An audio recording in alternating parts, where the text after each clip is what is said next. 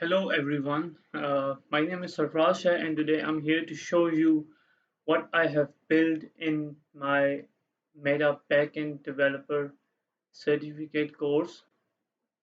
It is a capstone project for this specialization.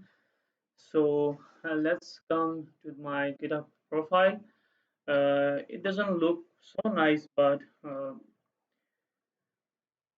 as you can see that the repo name is Little Lemon. It is a fictional restaurant that Meta uses in every project to demonstrate the learning purpose. So basically, I have attached a README file. There are three APIs that I have basically built. The first two APIs are about menu, like to show menu to the users, or a user can search for a menu, or let's say an admin can delete or update a menu in the list. And the second one is for the booking, like booking for a specific time or a specific date. So coming towards the code, I have the code on my integrated development environment. So this is the uh, project directory. Here you can see that we have two folders, the Little Lemon and the restaurant. Little Lemon is the project folder, and the restaurant is basically an app inside that Little Lemon. So apps are actually small sub tasks in Django. So here I have built several things like models. Models are kind of similar to models in Node.js if anyone have used that. There's a new thing called serializers in Django, which is basically meant for converting the Python models into JSON format.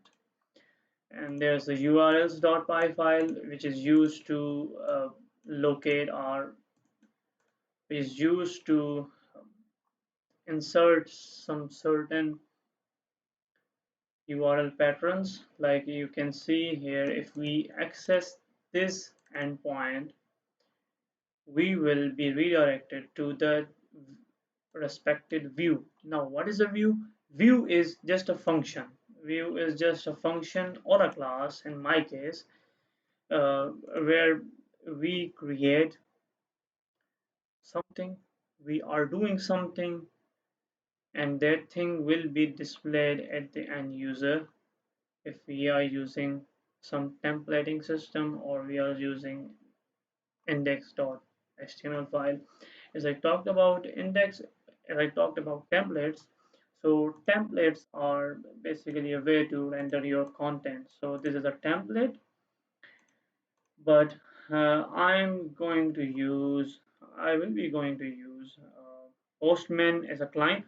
So before going to the client server thing, and I'll show you how I will be calling all the APIs. First of all, let me show you the theory. If anyone doesn't like it, he or she can skip it.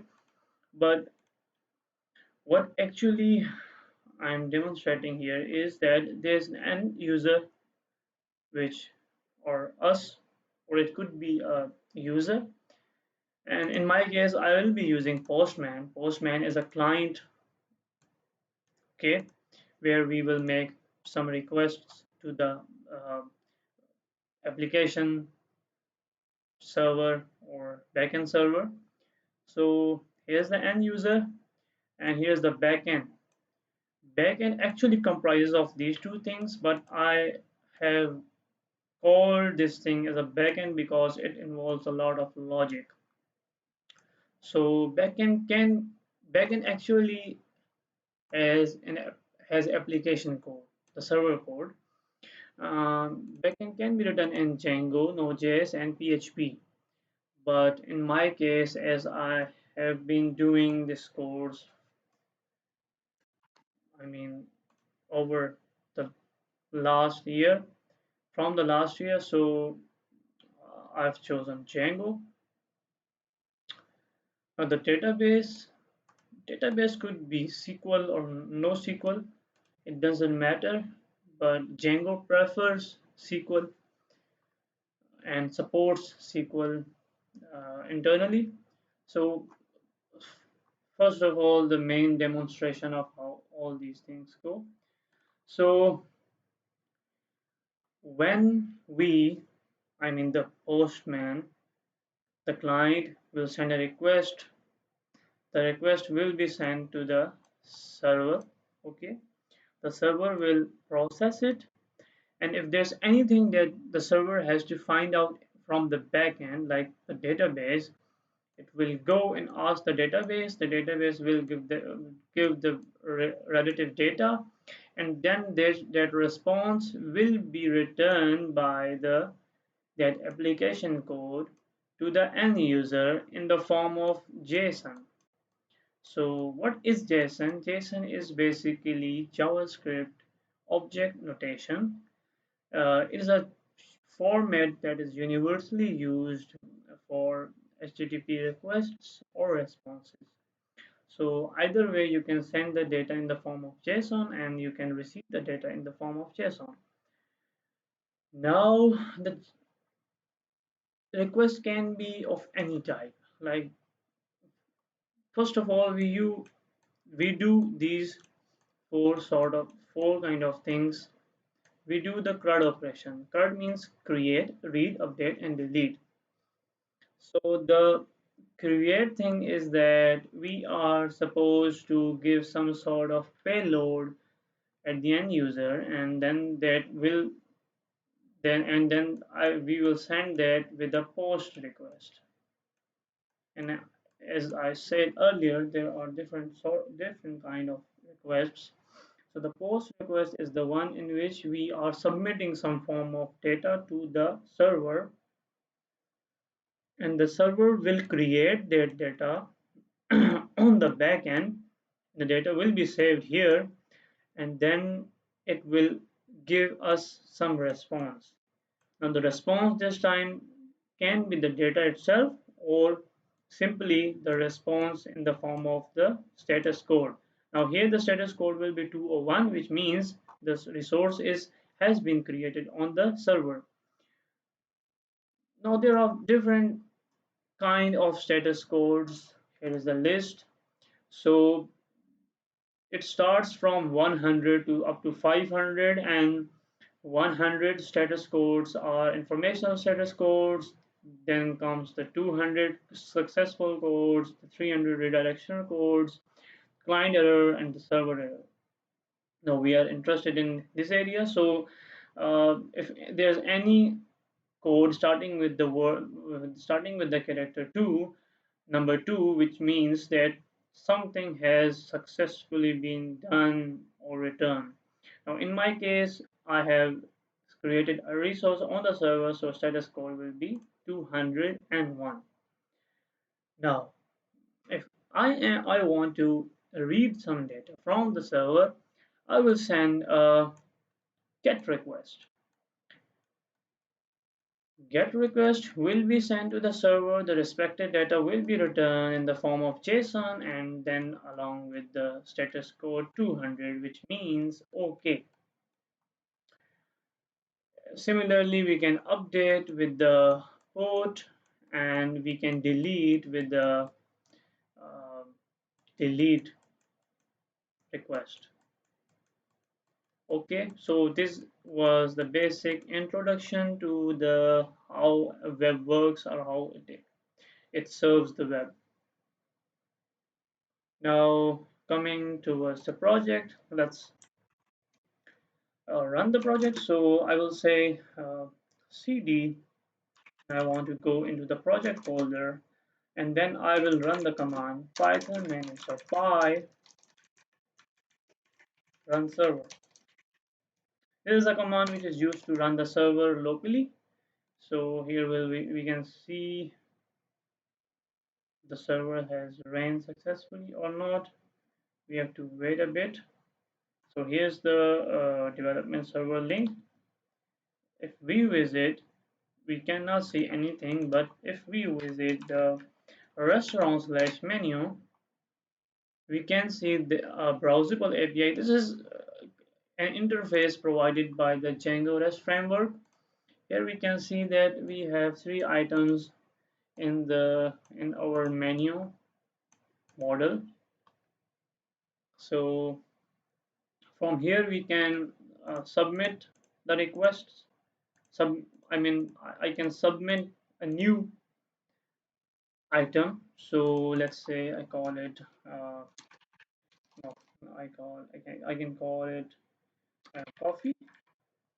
Price should be maybe 5 and inventory is 20. I like coffee a lot, so take it as a 20.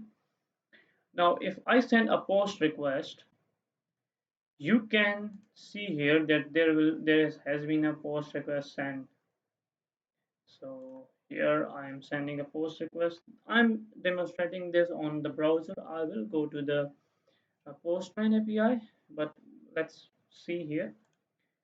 Now the resource has been created.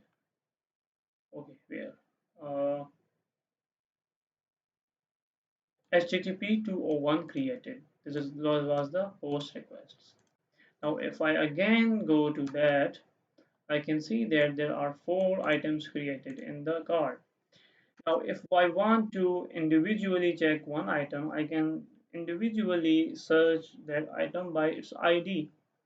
Remember that I have told you that in urls.py there are different URL patterns for a specific thing. So in my case, I am visiting this pattern. Now I going to visit this one, menu slash the primary key. In this case, I have made the primary key to be the ID. ID is actually the primary key here. So if I visit the ID 7, it will give me the item number 7 and its details. So a GET request to that item, you can see here clearly, and HTTP 200 OK is the status. Now if I visit something that doesn't exist, so it will say no menu matches the given query. If I want to delete the item, I can say there's the item 6 with the ID 6, title is dal. So if I delete that item, 204, no content found, okay, return. Now if I visit that URL again, I can see that there is no item with the ID 6 and the title was dal, and there is not any item with the title dal. Now if I go to the postman, I can do the same thing. I can send a request to this http menu slash, okay, here's the data returned in the form of JSON, get request 200, okay. Now if I want to visit the a specific item, I can say I need the item with the ID 5. Yes, we got the item with the ID 5. If I want to delete this item, I can say I can choose delete from here, and then I can send a delete request. Now for the delete, I have to give a slash at the end. So it return 204, no content. Now if I visit again, there will be no item with ID 5. Now as you can see, there is no item with the ID 5. Now this was a demonstration of the 2 APIs that I have built for menu. Now for the registration part, let me check registration API.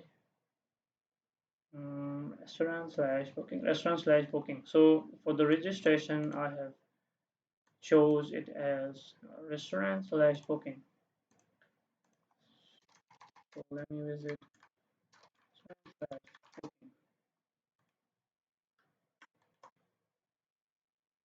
So for the restaurant slash booking, okay.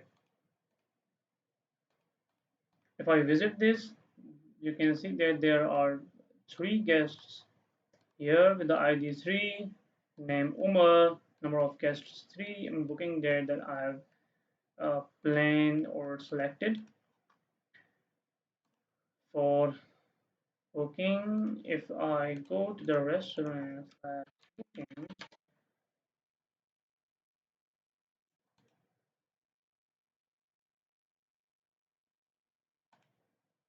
I can check that get authentication credentials were not provided. Okay, so I have to go to the uh,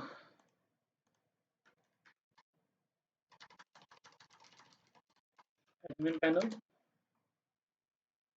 So where are the for the bookings? Okay, so I have created those bookings. So now this is the test user, users, Surprise. Okay, and where are the tokens? My token. Oh,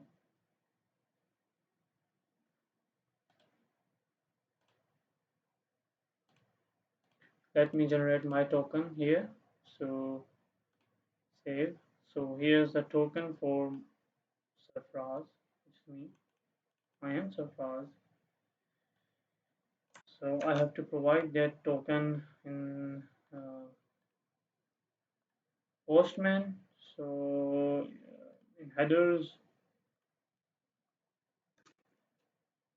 authorization. I can say authorization. The value is token. Okay. So I have got the three names of those uh, three users that have booked on our restaurant. The number of guests are there, the date and time is there. Now, if I go to the restaurant slash booking slash tables, now I can add another user, like let's say username is Jones, the number of guests he will be coming with are 4, date will be like the current date and time. Okay, now